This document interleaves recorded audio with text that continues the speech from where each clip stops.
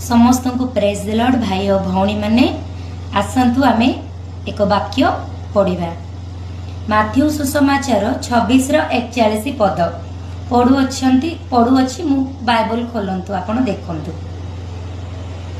परीक्षा रे जेपरि न पड़ एथिपाई जागी रही प्रार्थना कर। आत्मा इच्छुक सत्य मात्र शरीर दुर्बल। हाँ आज्ञा आज आत्मा इच्छुक किंतु शरीर बहुत दुर्बल। बहुत लोकंकर विश्वासी मानकर एही परीक्षा एही प्रॉब्लम आसु अछि। आत्मा इच्छा सकाळ उठिबार अछि, प्रार्थना करियार अछि, बाइबल पढ़िबार अछि, किंतु शरीर दुर्बल। शरीर दुर्बल जुगुरु आत्मा को इच्छा जो अछि ताहा हेई पार नाही। सेठी परि जागी रही आमे प्रार्थना करिबा। सेठी पाई केवल दुनियार कथा विषय किछि मागिबानी, प्रभु को केवल जागी रही प्रार्थना करिबा। प्रभु आमर आत्मा इच्छुक अछि किंतु आम शरीर दुर्बल अछि।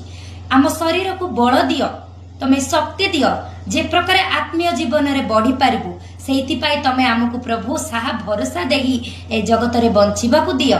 एतिके आमे जागी रही प्रार्थना करिबा। आमेन। समस्त को मोर नमस्कार।